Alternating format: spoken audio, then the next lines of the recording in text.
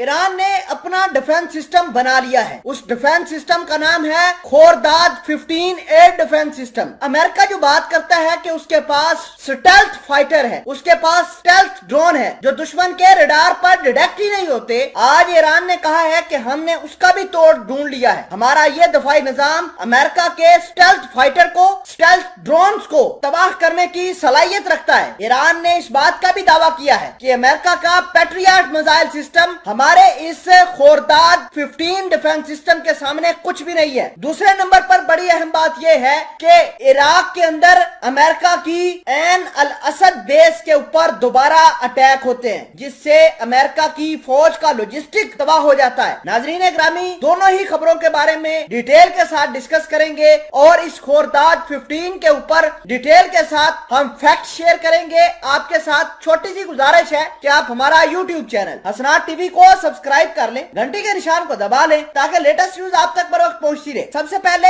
हम ईरान का दफाई निजाम जो है उसकी खुसूसियात के बारे में जान लेते हैं। ईरान के इस दफाई निजाम की सबसे बड़ी खुसूसियात ये है कि ये 6 टारगेट को हमा वक्त इंगेज करके गिराने की सलाहियत रखता है। ईरान का ये दफाई निजाम एक वक्त के अंदर 2 मुख्तलिफ मिसाइलों से हमला कर सकता है। आपने अक्सर बात सुनी होगी कि सिर्फ एक दफाई निजाम में सिर्फ एक तरह की मिसाइल ही इस्तेमाल होती है, लेकिन ईरान के इस खोरदाद 15 सिस्टम के अंदर 2 तरह की मिसाइलें इस्तेमाल होती है। एक मिसाइल का नाम है सैयद 2 जिसकी रेंज जो है वो 70 किलोमीटर है, और दूसरी मिसाइल जो है उसका नाम है सैयद 3 जिसकी रेंज 85 किलोमीटर है। और आपको ये बता दें कि ईरान दावा करता है कि ये दफाई निजाम अमेरिका के पैट्रियट डिफेंस सिस्टम से कई गुना बेहतर है। आपको ये बता दें कि अमेरिका का पैट्रियट मिसाइल सिस्टम की रेंज तकरीबन 70 किलोमीटर है, जबकि इस मिसाइल सिस्टम के अंदर 2 तरह की मिसाइलें इस्तेमाल होती हैं जिनकी रेंज 70 से लेकर 85 तक है। अगर बात करें ईरान की तो ईरान इस बात का भी दावा करता है कि हमारा मिसाइल सिस्टम जो है वो रशिया के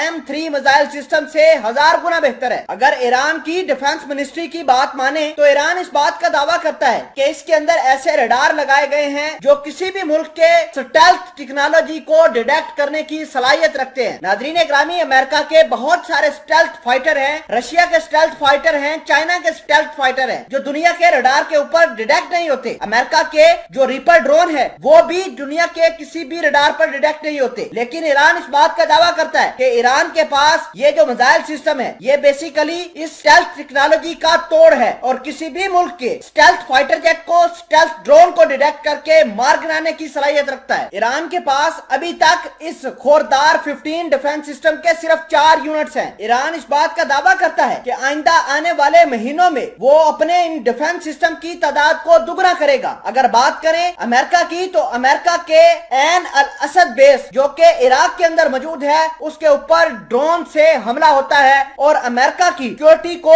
अमेरिका के डिफेंस सिस्टम को ब्रीच करता हुआ ड्रोन अमेरिका की बेस के अंदर जाता है और तबाही मचा देता है। नाजरीन ग्रामी, अमेरिका ने ईरान के मिलिशियाज और ईरान के जंगजुओं पर इल्जाम लगाया है कि वो कभी रॉकेट दागते हैं अमेरिका की बेसिस के ऊपर, कभी ड्रोन्स भेजते हैं और कभी छोटे हथियारों और कभी शॉर्ट रेंज के मिसाइलों का इस्तेमाल करके इराक के अंदर मौजूद अमेरिका की फौज को दहलाने की कोशिश करते हैं। और आखिर में आपको ये बताते चले कि ईरान इस बात का दावा करता है कि यही वो मिसाइल सिस्टम होगा जिससे वो इजराइल को डायरेक्ट निशाना बना सकते हैं।